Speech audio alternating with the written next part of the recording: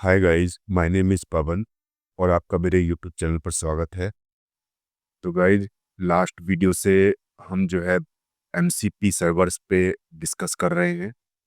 तो जो मेरा पहला वीडियो था इस प्लेलिस्ट का, तो उसमें मैंने इंट्रोडक्शन पार्ट जो है कवर किया था एमसीपी का, और एक बेसिक डेफिनेशन से स्टार्ट किया था कि मॉडल कॉन्टेक्स्ट प्रोटोकॉल क्या होता है, और उसी को लेके मैंने फिर आगे चीज़ें प्रोसेस की थी। तो इसमें मैंने बताया था कि मॉडल क्या है, हर वर्ड को डिफाइन किया था।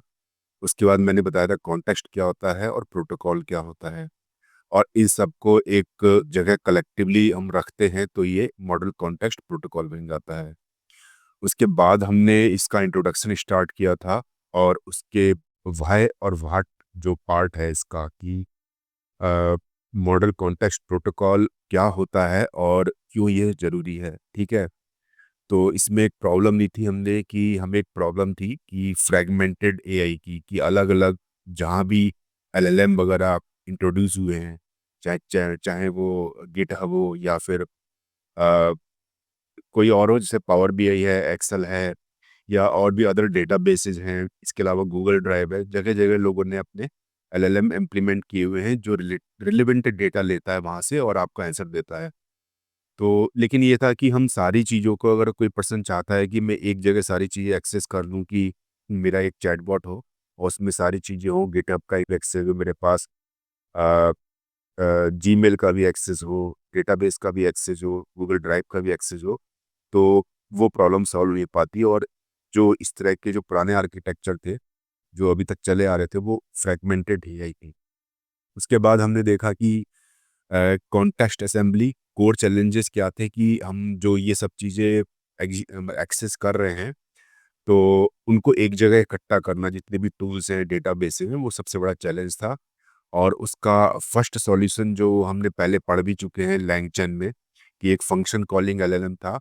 तो वो एलएलएम क्या करता था, हम उसको अलग अलग फंक्शन देते थे, और वो हमें जो है वहाँ से हमारी बात कराता था और वहाँ से हमारी आउटपुट लाके देता था।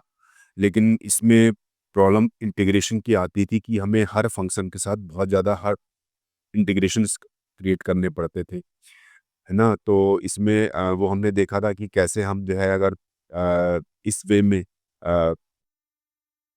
जो हमारा ये वाला सॉल्यूशन था फंक्शन कॉलिंग वाला, तो उसमें हमें एन इंटू एन इंटीग्रेशन, हमें बहुत ज़्यादा इंटीग्रेशन लिखने पड़ते थे। तो उसका एक सॉल्यूशन हमारे पास आया मॉडल कॉन्टेक्स्ट प्रोटोकॉल के रूप में।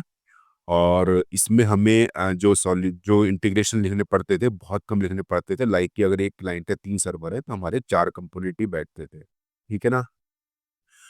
तो इसके बाद हमने रियल लाइफ का एग्जांपल लिया था, और एट द एंड हमने इसको कंक्लूड किया था कि क्या-क्या इसके बेनिफिट्स थे, और इसमें why MCP ecosystem is growing, कि क्यों तेज़ी से इसका जो है यूज़ बढ़ता जा रहा है एमसीपी का।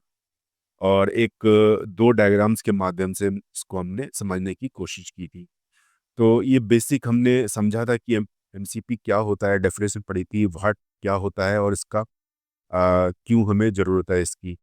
तो गाइज़, आई थिंक कि आपको ये पिछले वीडियो में क्लियर हो गया होगा, और नहीं क्लियर हुआ है तो आप एक बार इसको दोबारा पढ़िए, नोट्स में शेयर करूँगा गिटहब पे, आप उसको दोबारा देखिए। बहुत एक बेसिक चीज़ है, आपको समझ आ जाएगी।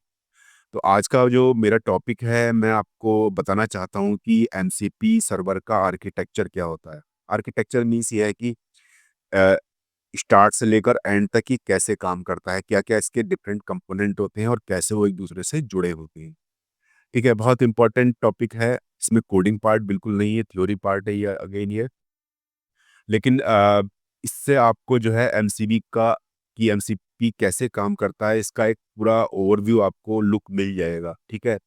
तो इसको मैंने एक फ़ोन और सिम और जो सर्विस प्रोवाइडर होते हैं फ़ोन के, जैसे जियो है, एयरटेल है इंडिया में, या अदर नेटवर्क आपके कंट्रीज़ में जहाँ भी आप वीडियो देख रहे हैं हो सकते हैं। तो इसको एक एनालॉजी के माध्यम से मैंने समझाने की कोशिश की है। आई होप कि बहुत ईज़ी एग्ज़ाम्पल है ये, और आपको अच्छे से समझ आएगा ये। क्योंकि अगर आप आर्किटेक्चर किसी भी चीज़ का समझ जाते हैं, तो उससे उसके बाद आपका आधा काम जो है लगभग फिनिश हो जाता है। और एमसीपी में मैंने आपको पहले वीडियो में बताया था कि थ्योरी पार्ट जो है थोड़ा ज़्यादा है। अगर आप थ्योरी समझ गए तो आपको बहुत कुछ नहीं करना पड़ता है। पिछले वीडियो में मैंने बताया था कि सर्वर का जितना भी कोड है, जितने भी सर्वर सर्विस प्रोवाइडर है, वो मैक्सिमम वो खुद लिखते हैं। आपको थोड़ा सा इंटीग्रेशन करना होता है और क्लाइंट साइड का कोड बहुत ही 8-10 लाइन का होता है, बहुत कम होता है। तो इसमें कोडिंग पार्ट जो है बहुत कम है। अगर आप इसकी थ्योरी आर्किटेक्चर सब समझ जाएंगे तो आई थिंक इसको कहीं भी आपको इम्प्लीमेंट करने में दिक्कत नहीं होगी। तो आप आज के वीडियो में हम सीखेंगे क्या क्या इसका बेसिक आर्किटेक्चर है। तो इसको एनालॉजी लेते हैं इसकी, हम कैसे लेते हैं कि एक फ़ोन है हमारे पास, है ना? तो फ़ोन हमारा जो है एक होस्ट है और हमारी जो है, मैं आपको सर्किल बना के दिखा रहा हूँ इस हैंड की मदद से। तो आप देख सकते हैं कि इसमें एआई चैटबॉट होती है। फ़ोन को हमने कंपेयर किया है एआई चैटबॉट से, जैसे चैट जीपीटी है, ठीक है ना? चैट जीपीटी है या क्लाउडे का जीपीटी आता है, या आप अपना कोई बनाए तो वो होस्ट कहलाता है, फ़ोन आपका होस्ट है। उसके बाद नेक्स्ट पार्ट आता है इसका सिम्स, जो फ़ोन के अंदर सिम होते हैं, ठीक है ना? वो हमारे एमसीपी सर्वर में जो है वो क्लाइंट्स का काम करते हैं, ठीक है? उसके बाद में जाता हूँ यहाँ पे और ऊपर टावर पे। तो टावर एक तरह का हमारा जो है ट्रांसपोर्ट करने का मीडियम होता है कि हम जो भी मैसेज करते हैं या बात करते हैं, तो उसको कैरी करता है, वो ट्रांसपोर्ट करता है। तो इसमें भी ट्रांसपोर्ट लेयर होती है एक, हमारे जो एमसीपी में। तो उसको हम कंपेयर करते हैं टावर्स से, नेटवर्क से। और नेटवर्क क्या होता है, ये जो अलग-अलग कंपनीज़ होती हैं, उनके सर्वर्स होते हैं, जैसे जियो के या एयरटेल के। वैसे ही हमारे सर्वर्स होते हैं, जैसे गिटहब है या फिर गूगल ड्राइव है या और भी डेटाबेसेस है, कुछ भी हो सकता है। आपके कुछ अलग-अलग जो है डेटा सोर्सेज़ हो सकते हैं, टूल्स हो सकते हैं, तो ये सर्वर्स का काम करते हैं। तो आप इस एनालॉजी को समझने की कोशिश कीजिए। और ज़ाहिर-सी बात है, जब हमारे पास फ़ोन है तो हम किसी लैंग्वेज में किसी दूसरे से बात भी करेंगे। तो वो लैंग्वेज जो है एक तरह से हमारी जो एमसीपी में होती है, वो जेसन आरपीसी होती है। हम इस चीज़ को वन बाय वन भी समझेंगे, नीचे अभी काफ़ी डिटेल में डिस्कस करेंगे। डोंट वरी अगर आपको इस समय क्लियर नहीं हो रहा है, आप बस इसके वर्ड्स पकड़ने की कोशिश कीजिए और एनालॉजी को समझने की कोशिश कीजिए।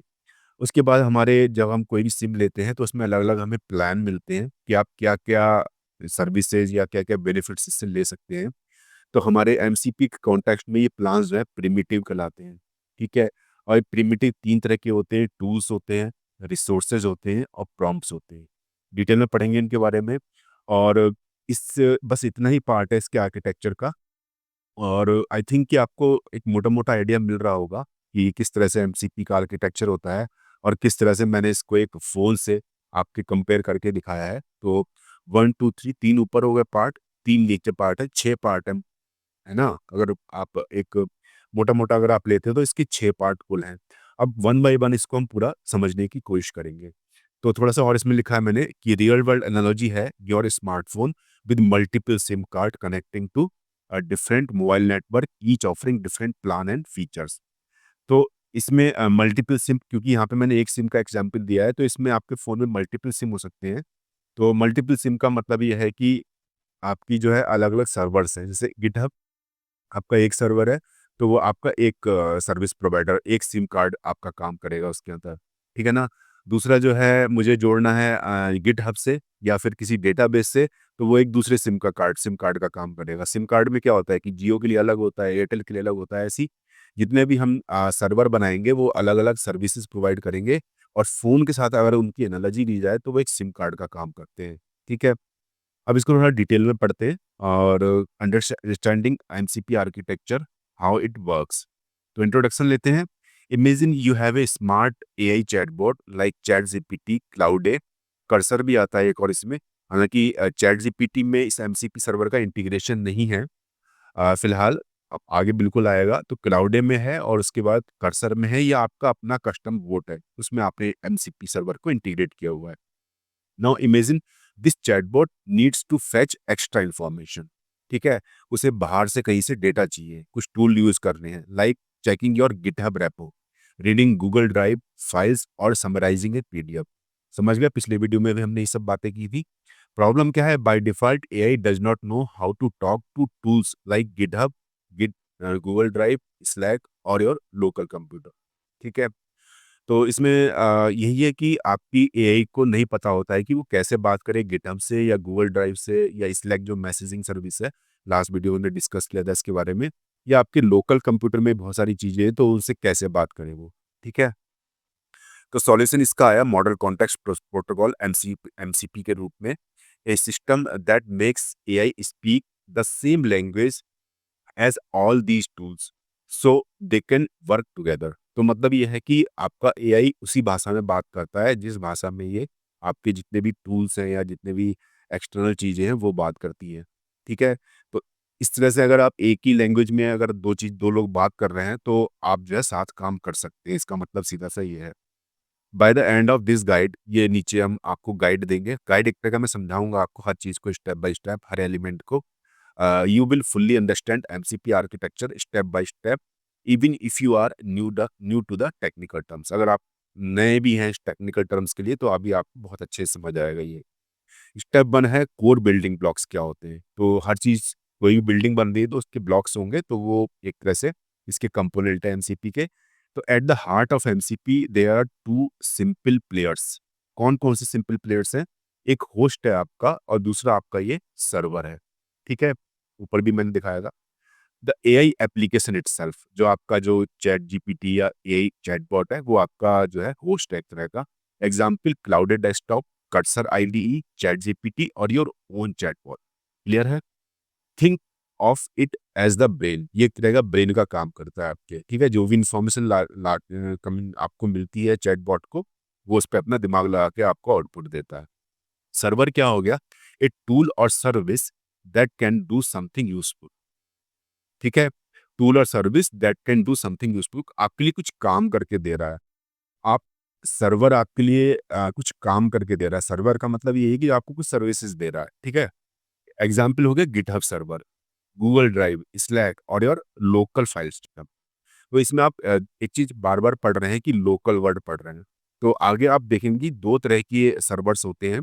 एक आपका लोकली काम करता है आपके लैपटॉप में जो चीज़ें हैं, या नेटवर्किंग में, जो आपका अगर लैपटॉप नेटवर्किंग में जुड़ा है तो उन सब चीज़ों को एक्सेस करता है। और एक होता है कि वेबसाइट के थ्रू, एचटीटीपी के थ्रू, जो ऑनलाइन चीज़ें हैं उनके साथ जो है कम्युनिकेट करता है। तो आगे आप पढ़ेंगे कि ये दो तरह के बनते हैं आपके सर्वर। तो पहला लोकल होता है और दूसरा जो है नेट के थ्रू आपसे आपको सर्विस प्रोवाइड कराता है।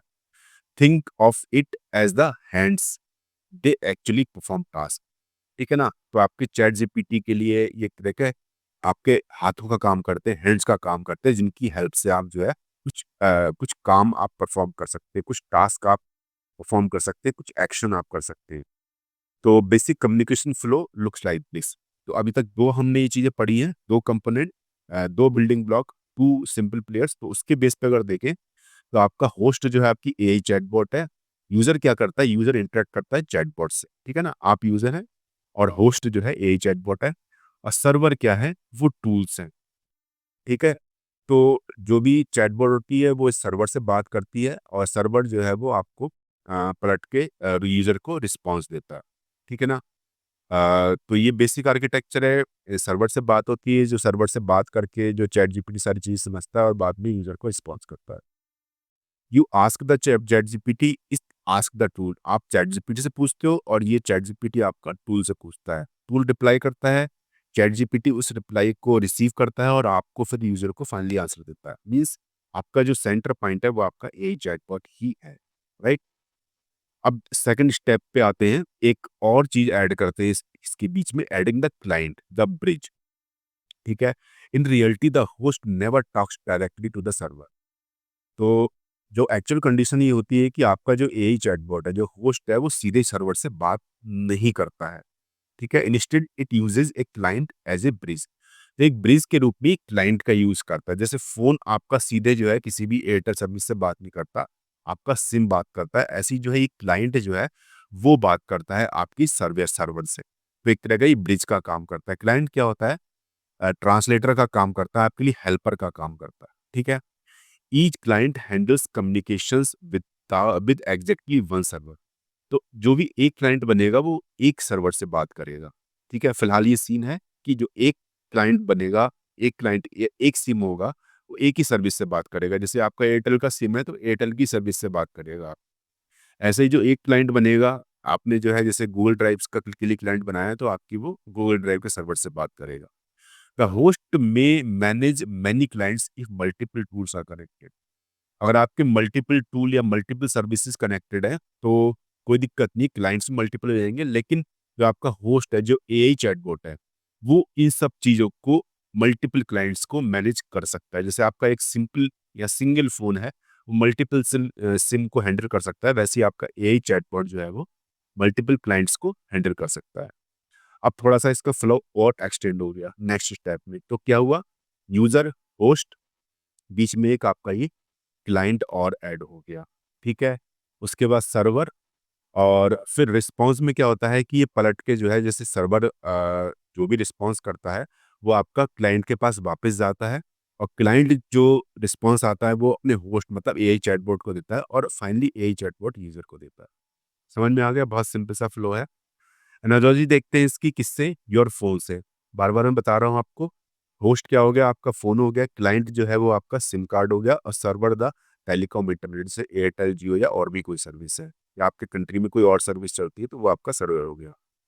Your phone host can not talk to Airtel directly, it uses a SIM client that knows how to speak Airtel language.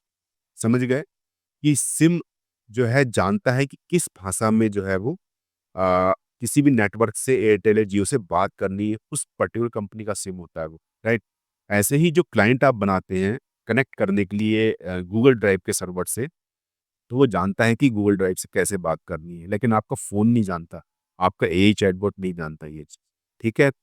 तो आई थिंक ये ब्रिज जो बीच में लेयर पड़ी है आपकी, जो ब्रिज का काम कर रहा है क्लाइंट, आपको अच्छे से समझ आ गया होगा। स्टेप 3 में वन टू वन रिलेशन, कि वन क्लाइंट वन सर्वर, ठीक है ना? आप एक क्लाइंट बनाएँगे तो एक गूगल ड्राइव से जुड़ेगा, दूसरा क्लाइंट बनाएँगे तो दूसरे जो है वो अ गिटहब रेपो से जुड़ेगा, तीसरा बनाएँगे तो आपके किसी डेटाबेस जुड़ेगा। If you need to connect to 3 servers, GitHub, Slack, Google Drive, you need 3 client. This avoid confusion and ensures clear separation, ठीक है ना? कोई कन्फ्यूजन नहीं होगा, एक क्लाइंट है वो आपके सर्वर से बात कर रहा है, कोई कन्फ्यूजन नहीं है। Just like having multiple SIM cards for multiple network. All clear? Step for primitives, what servers can offer. जैसे आपका एयरटेल सर्विस है, वो आपको क्या ऑफर करती है, कुछ प्लान्स होते हैं, ऐसे ही यहाँ पे ये प्रिमिटिव्स होते हैं कि आपका सर्वर आपको क्या चीज़ें प्रोवाइड कर रहा है। तो सर्वर्स प्रोवाइड 3 मेन थिंग्स। क्या-क्या चीज़ें होती हैं? 3 मेन चीज़ों पढ़ेंगे अभी हम। तो उन्हीं जो सर्विस आपको प्रोवाइड कर रहा है 3 मेन चीज़ों को, उन्हीं को हम प्रिमिटिव बोलते हैं। जैसे जैसे आप सिम यूज़ करते हैं तो उसमें प्लान्स होते हैं अलग-अलग, ऐसे ही इसमें प्रिमिटिव कहलाता है। और एमसीपी सर्वर के कॉन्टेक्स्ट में आप जो है 3 चीज़ों को, मेन चीज़ें 3 हैं, ठीक है ना? जो आपके काम की हैं। तो वो चीज़ें प्रोवाइड की जाती हैं जिन्हें हम प्रिमिटिव बोलते हैं। Think of these as the menu of services offered by the server. जो आप सर्वर आपको 3 सर्विसेज प्रोवाइड करा है, उसका एक मेन्यू कार्ड होता है, ये प्रिमिटिव। कौन-कौन सी 3 है? टूल्स जो एक्शन परफॉर्म कराते हैं, आप सब पढ़ चुके हैं लैंगचैन में इसको, ठीक है? Things the AI can make the server to do, ठीक है? तो जो भी एआई जो है इन सर्वर की मदद से कुछ काम कर सकता है, तो वो टूल्स होते हैं, वही टूल्स कहलाते हैं। Example GitHub, create issue, list, commit. तो जैसे आप गिटहब से आप बात करते हैं, तो गिटहब ने कुछ टूल्स प्रोवाइड किए हुए हैं, जैसे क्रिएट इशू। अगर गिटहब में कोई आपकी किसी रैपो में कोई इशू आ रहा है, तो आप क्रिएट इशू नाम का एक टूल गिटहब आपको प्रोवाइड कराता है, तो आप इसका यूज़ करेंगे। लिस्ट, कमिट, कि कौन-कौन से अभी तक आपकी पर्टिकुलर रैपो में कमिट्स हुए हैं रिपॉजिटरी में, तो वो आपको लिस्ट करके दे देगा। तो ये एक तरह के फंक्शन ही होते हैं, टूल आप अच्छे से जानते हैं। तो ये टूल्स हो गए। तो गिटहब के पास ये टूल्स होते हैं, ये 2 टूल्स की फिलहाल मैंने एग्ज़ाम्पल के लिए दिया है, 2 टूल्स की ऑफरिंग ये आपको दे रहा है। ऐसे गूगल ड्राइव क्या कहता है कि आप फाइल से सर्च फाइल कर सकते हो, ये टूल यूज़ कर सकते हो।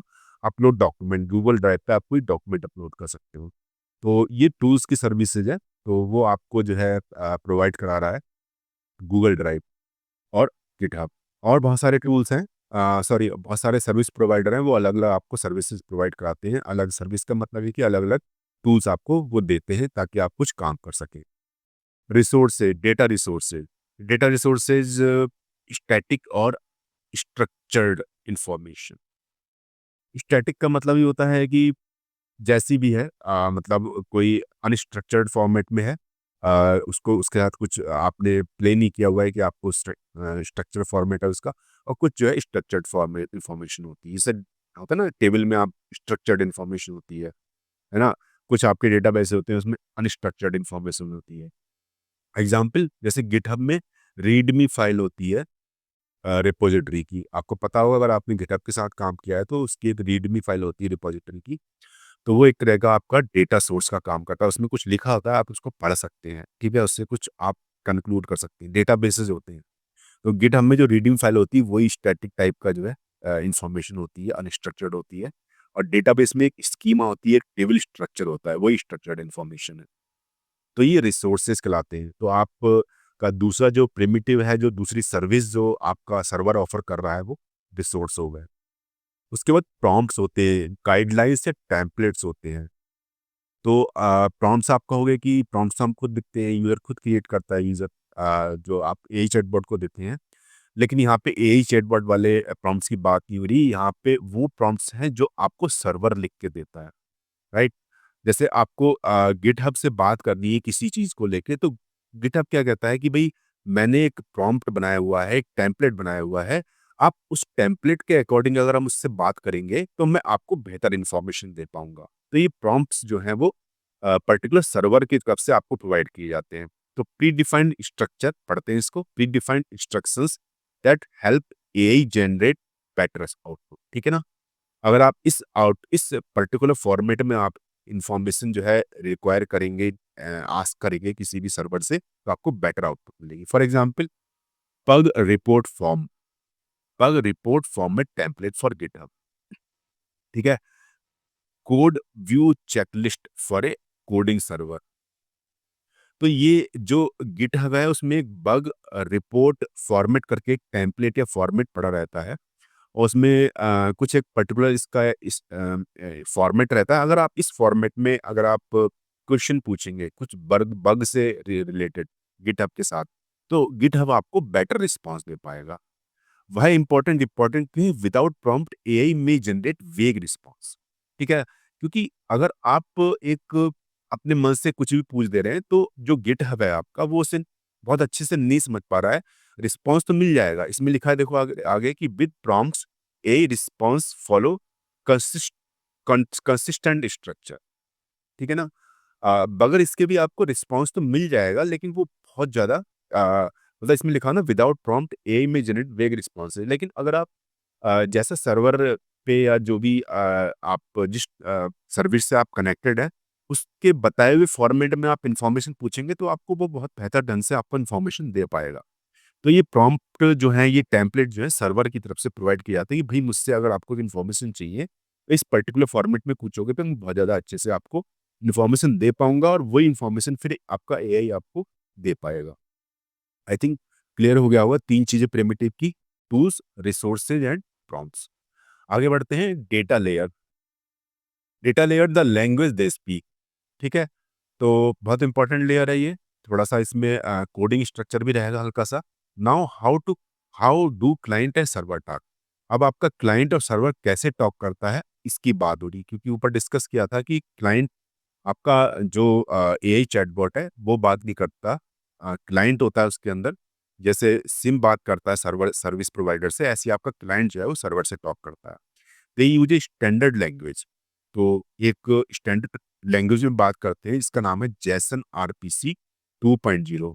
एक्चुअली 2.0 जो है इसका एक वर्ज़न है। पहले 1.0 आया था, लेकिन अब इसको थोड़ा-सा इसमें कुछ चेंजेस किए हैं, तो वर्ज़न 2.0 आपका लॉन्च हो गया है। तो इस पूरे वर्ड को ब्रेक करते हैं हम, ब्रेकिंग इट डाउन। जेसन का मतलब आप सब जानते हैं, JavaScript object notation, is simple way to structure data. For example जैसे नेम एलिस है और एज 25, सब जानते हैं। पाइथन में आपने पढ़ा होगा तो एक डिक्शनरी फॉर्मेट में आता है, लेकिन जो जेसन फॉर्मेट है वो भी सिमिलर होता है, लेकिन यूज में जा हम इसको जैसन ही बोलेंगे और आगे जैसन ही पढ़ेंगे, क्योंकि पाइथन डिक्शनरी में और जेसन में बहुत ही एक तो डिफरेंस होते हैं छोटे मोटे। आई थिंक वो इस जगह का टॉपिक नहीं है, तो वो मैं नहीं बताऊंगा, लेकिन आप समझ सकते हैं कि एक डिक्शनरी फॉर्मेट है ये, जैसन होता है। तो जैसे आप समझ गए, अब आते हैं आरपीसी पे, रिमोट प्रोसीजर कॉल। तो इसका बीच वाला वर्ड आप उठाएं, प्रोसीजर। प्रोसीजर मतलब एक तरीका जो होता है। रिमोट क्या है आपका, इस रिमोट की जगह हम सर्वर को रख देते हैं। तो सर्वर को कॉल करने का एक तरीका होता है, एक प्रोसीजर होता है, वही आरपीसी होता है। ठीक है, हम एक प्रोसीजर के तहत सर्वर से बात करेगा, जो क्लाइंट होगा आपका, है ना, अब बात करेगा उस वे में, और उसकी किस तरह का स्ट्रक्चर होगा, वो जेसन फॉर्मेट में बात करेगा। Calling a function that runs an another on another machine as if it was local. इसका मतलब यह है कि आपका जो फंक्शन है, कॉलिंग ए फंक्शन, जो फंक्शन को कॉल कर रहे हैं, लेकिन दूसरे मशीन पे चल रहा है, वो दूसरे, क्योंकि सर्वर पे चल रहा है। मतलब जैसे आप अगर अ, कुछ भी फंक्शन कहीं से सर्वर से कॉल कर रहे हैं, तो वो भले ही आपकी मशीन पे नहीं, लेकिन कहीं तो चल रहा है ना, वेब पे। तो वही समझिए कि वो आपका दूसरी मशीन पे चल रहा है और वो मशीन आपकी लोकल है। तो together Jason RPC means writing function call in JSON format. JSON format में सर्वर से बात करने का तरीका जो होता है, वो जेसन आरपीसी कहलाता है। एक, अगर एक लाइन में आपको बताना चाहूँ मैं, ठीक है। अब जेसन आरपीसी में आपका जो क्लाइंट है, क्लाइंट साइड से रिक्वेस्ट कैसे जाती है, जैसे आपका होस्ट पूछ रहा है GitHub server for the issue, कि भाई हमें हमारी मेरी पर्टिकुलर रिपॉजिटरी में क्या क्या इशू है, वो मुझे लिस्ट करके दो। तो इसका लिखने का तरीका है, यहाँ पे आप देख सकते हैं, जेसन आरपीसी आपको वर्जन जरूर देना पड़ेगा जब भी आप अपनी तरफ से, क्लाइंट की तरफ से, देखो ये क्लाइंट की तरफ से चीजें जा रही है, ठीक है ना। मैंने कहा था ना, क्लाइंट साइड और सर्वर साइड। तो ये क्लाइंट की तरफ से चीजें जा रही है, तो आपको जेसन आरपीसी देना पड़ेगा कि आप किस वर्जन की लैंग्वेज में बात कर रहे हैं, तो आपको ये 2.0 देना पड़ेगा। अगर आप 1.0 जीरो देंगे, तो वो अलग फॉर्मेट हो जाएगा। तो यहाँ पे आपको वर्जन देना पड़ेगा। आईडी, जो भी आप चीज़ पूछ रहे हैं, आईडी 1 2 3 इस तरह से आपको मिलती जाएंगी, क्योंकि इसी आईडी को पकड़ के जो आपका सर्वर जो है रिस्पॉन्स करेगा, क्योंकि सर्वर के पास भी कई रिक्वेस्ट आ रही है। तो वो मानो पर 4 रिक्वेस्ट पहुंच गई और आपने आईडी नहीं दी, तो उसे नहीं पता लगेगा कि आप किस आईडी, कौन सी रिक्वेस्ट किस आईडी से आई थी, तो वो गलत रिस्पॉन्स दे देगा। मेथड क्या है, मेथड जो है टूल को कॉल कर रहे हैं हम यहाँ पे, ठीक है। कौन सा टूल कॉल कर रहे हैं, उसका नाम पैरामीटर के अंदर है लिस्ट इशू। लिस्ट इशू करके हम फंक्शन को कॉल कर रहे हैं। और उसके आर्गुमेंट क्या है, आर्गुमेंट में आप जो है रिपॉजिटरी का नाम देंगे, कि आपकी रिपॉजिटरी का नाम क्या है और यूजर का नाम क्या है। आपने सारी इंफॉर्मेशन दी किसको, सर्वर को, ठीक है। आपको ये समझ में आ गया, दो चीजें हैं बहुत इंपॉर्टेंट है। जैसे आरपीसी का वर्जन आपका सेम रहना चाहिए, 2.0। अगर आपका क्लाइंट से आ रहा है, तो सर्वर का भी 2.0 होना चाहिए। और आपको आईडी देनी जरूरी है, क्योंकि 5 आईडी देंगे और आईडी नहीं होगी, तो फिर जो है 5 रिक्वेस्ट दे रहे हैं, आईडी नहीं होगी तो बहुत दिक्कत हो जाएगी। फंक्शन का नाम दे दिया, टूल्स लिखेंगे, और यहाँ पे टूल को आप कॉल कर रहे हैं, ठीक है। कौन सा टूल है ये आपने दे दिया, ठीक है। रिपॉजिटरी का नाम दे दिया और अपना नाम दे दिया, जरूरी है ये चीज़ें सारी। मेथड जो है टूल कॉल है, ठीक है। Tell server to run a tool, ये आपको बताता है कि भाई टूल को मैं कॉल कर रहा हूँ, आप टूल रन करिए। आर्गुमेंट्स में इनपुट फॉर द टूल, ये आर्गुमेंट है कि आपका रेपो का नाम और ओनर का नाम, रिपॉजिटरी के। अब आपको पलट के जैसन आरपीसी के ही फॉर्म में आपको रिस्पांस मिलता है सर्वर की तरफ से। अब आप देखिए, सर्वर जो रिस्पांस दे रहा है वो उसमें 2.0 है। ये इंश्योर करिए कि 2.0 अगर यहाँ है, तो वहाँ भी 2.0 होना चाहिए। आईडी 1 है, तो वहाँ भी 1 ही होगा, क्योंकि आपकी रिक्वेस्ट 1 आई है, तो आपका रिस्पॉन्स ही 1 के उसमें जा रहा है। अब आपको रिजल्ट मिल रहा है। रिजल्ट में क्या मिल रहा है, वो इशू आपने जो पूछे थे वो दे रहा है। और आपकी यहाँ पे उसने आईडी दी और टाइटल दिया कि फिक्स लॉगिन बग। आपको लॉगिन का जो है इशू आ रहा है, और अभी इसका स्टेटस ओपन है, वो क्लोज नहीं हुआ है, ठीक है। आगे चलते हैं। ये आपके डेटा लेयर होगी कि मैसेजिंग, आपका बात करने का तरीका क्या है, आप किस भाषा में बात करेंगे और किस तरह के रूल्स आप फॉलो करेंगे। तो ये जैसन आरपीसी हो गया, इसे डेटा लेयर बोलते हैं। अब एक दूसरी इंपॉर्टेंट लेयर इसमें है ट्रांसपोर्ट लेयर, कि भाई मैसेज इधर भी हो गया क्लाइंट साइड में भी, और मैसेज जो है आपका सर्वर साइड में भी हो गया, ठीक है। लेकिन अब जो है इस मैसेज का फ्लो कैसे होगा, तो उसके लिए ट्रांसपोर्ट लेयर आती है। How message travel, the data layer defines what to say. Data layer ने बता दिया कि कहना क्या है भाई, बात क्या होनी करनी है, बात करने का तरीका क्या है, किस भाषा में बात करनी है, सब कुछ बता दिया। लेकिन अब इस मैसेज को लेके भी तो जाना पड़ेगा सर्वर तक, और सर्वर भी वापस रिस्पॉन्स करेगा, वो भी वापस लाके क्लाइंट को देगा। तो उसके लिए transport layer defines how message travel. दो केसेस होते हैं इसमें, local server on the same machine. तो मैंने अभी आपको ऊपर बताया था कि दो तरह के सर्वर होते हैं। एक तो आपका जो है लोकल मशीन ही आपका सर्वर होता है। सर्वर का मतलब आप सीधी सी भाषा में देती, अगर आप इसको समझते हैं, तो सर्वर का मतलब है जो आपको सर्विस दे रहा है। अगर आप सर्विस जो है अपने लोकल लैपटॉप से या लोकल मशीन से ले रहे हैं, तो वो लोकल सर्वर हो गया। अगर आप किसी रिमोट मतलब किसी वेबसाइट पे पड़ा हुआ है वो सर्वर आपका, कोई मशीन आपकी वेबसाइट पे पड़ी हुई है, तो वो रिमोट सर्वर हो गया। तो जो आप अपनी ही मशीन से बात करते हैं, तो उसके लिए आप यूज़ करते हैं STDIO, standard input output. Clear? आप इसको माइंड में रखिए, जब आप लोकल मशीन से बात करते हैं, तो आप STDIO का यूज़ करते हैं। ये वेरी फास्ट होता है, सिक्योर होता है, since no internet is involve. आपका इंटरनेट नहीं जुड़ा हुआ है तो फास्ट भी बहुत होगा, क्योंकि आप अपनी लोकल मशीन से काम करा रहे हैं, और डेफिनेटली लोकल मशीन से काम हो रहा है तो सिक्योर भी होगा। Work like parent child process talk, जैसे आप पिता पुत्र में बात होती है, तो उसी तरीके से ये बात होती है। रिमोट सर्वर जो है वो दूसरी मशीन पे रन होता है। आप जो है वेबसाइट पे कहीं पड़ा हुआ है टूल आपका, तो इसमें क्या ही होता है, HTTP जानते हैं, HTTP, उसके बाद plus server sent events, SSE। तो खोलते हैं वर्ड्स को इनको। HTTP standard web communication protocol होता है ये, ठीक है। जब आप किसी वेब पे कम्युनिकेट करते हैं, तो उसका एक स्टैंडर्ड जो है कम्युनिकेशन प्रोटोकॉल होता है, आप सब जानते हैं। और SSE क्या होता है, let's server stream updates in real time.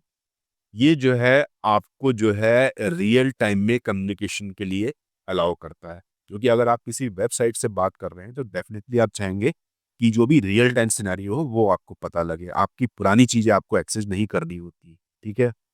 तो आप करंट में जो चीज़ें हैं उसी से बात करते हैं, तो इसमें ये SSE का ये रोल है इसके अंदर रिमोट सर्वर में। तो आपको इन दोनों चीज़ों का यूज़ पता आ गया। अब आई थिंक ये इतना ही है इसके आर्किटेक्चर में, और इसमें कुछ समरी मैं आपको बताता हूँ। होस्ट आपका जो है वो AI चैटबॉट है, सर्वर जो है वो एक्सटर्नल टूल है, क्लाइंट जो है वो ट्रांसलेटर ब्रिज का काम करता है, ठीक है। ट्रांसलेटर मतलब भाषा, जैसन RPC।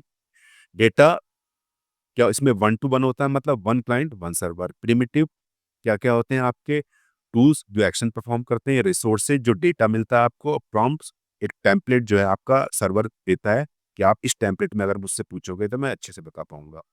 डेटा लेयर, ठीक है ना, ये क्लाइंट के अंदर ही आती है ये डेटा लेयर। जैसन RPC 2.0, ये कॉमन लैंग्वेज होनी चाहिए दोनों के बीच में, क्लाइंट सर्वर के बीच में। ट्रांसपोर्ट लेयर जो आपके मैसेज को कन्वे करती है सर्वर तक, तो STDIO, अगर आपका सर्वर लोकल है तो STDIO, अगर रिमोट सर्वर है तो HTTP/SSE, पढ़ चुके हैं हम ऊपर।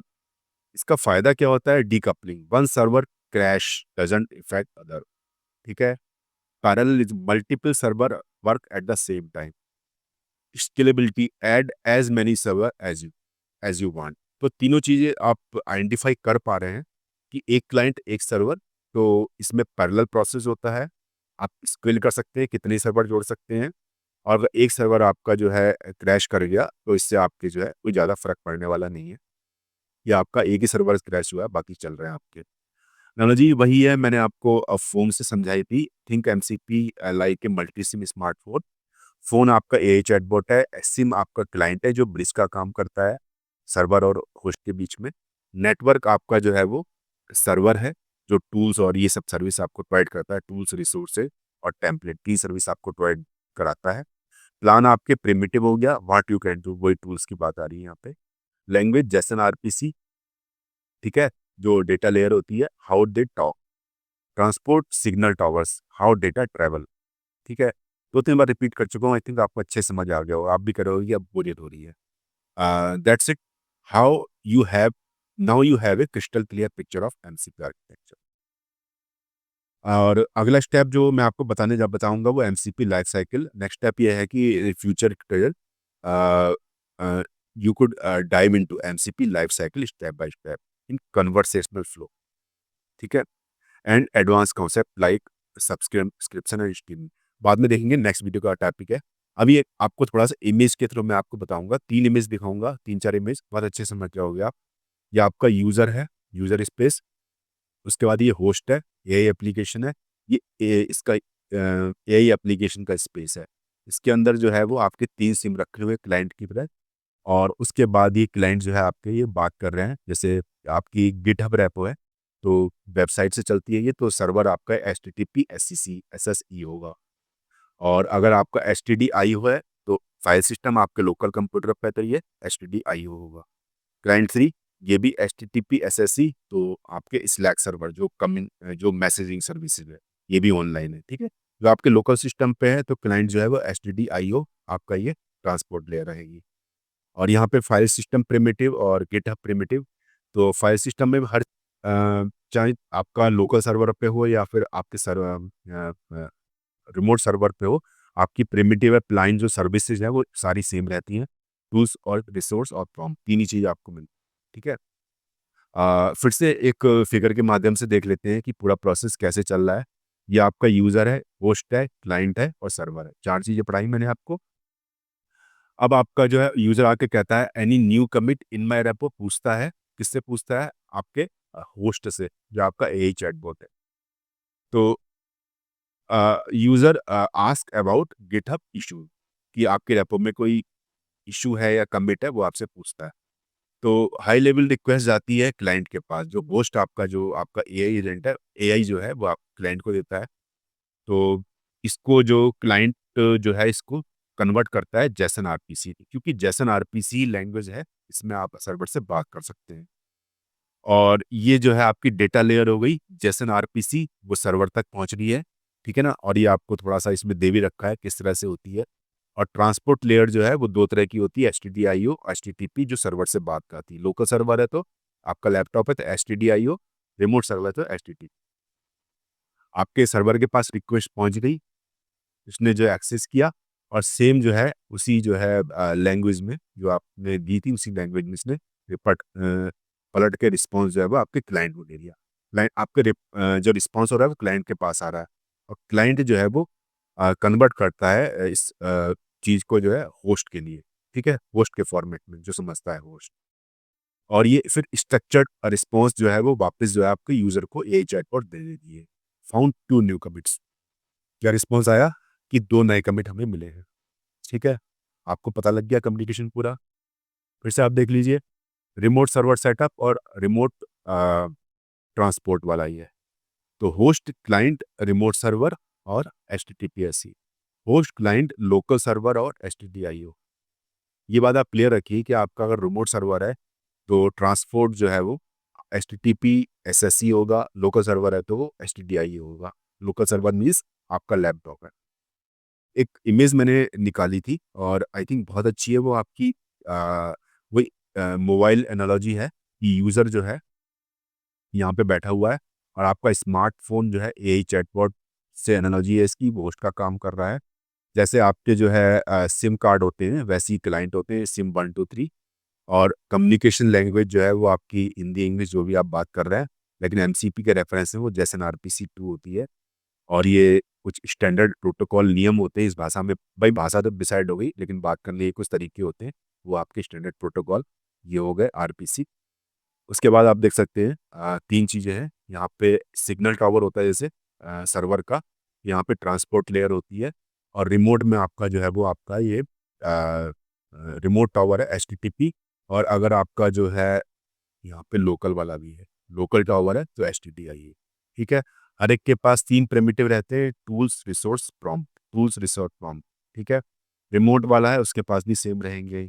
इसमें क्या है आपके जो सॉरी यहाँ पे फाइल सिस्टम जो है आपका लोकल होता है, थोड़ा सा मिसमैच हो रहा है यहाँ पे, क्योंकि गिटहब आपका जो है रिमोट होता है और फाइल सिस्टम आपका लोकल होता है, तो थोड़ा सा एक्सचेंज होगा। आई थिंक इतना मैंने आपको समझा दिया, आप बहुत ईजी चीज़ को, कहीं भी अगर कुछ गलत दिखा रहा है या कुछ गलत चीज़ें दिख रही हैं आपको, आज तुरंत तुरंत आइडेंटिफाई इसको कर देंगे। आई थिंक आपको ज़्यादा बताने की ज़रूरत नहीं है। मैं आपका जो है अपना वीडियो यहीं क्लोज़ करूँगा और होप कि आपको ये वीडियो पसंद आया होगा और नेक्स्ट वीडियो में हम इसकी लाइफ साइकिल के बारे में बात करेंगे और ये आपका तीसरा आई थिंक लास्ट आपका थ्योरी वीडियो रहेगा। तो अगर आपको वीडियो पसंद आया है तो प्लीज़ लाइक शेयर ज़रूर कमेंट ज़रूर करें और चैनल को प्लीज़ प्लीज़ प्लीज़ सब्सक्राइब कर लीजिए and thanks for watching this video. Bye bye.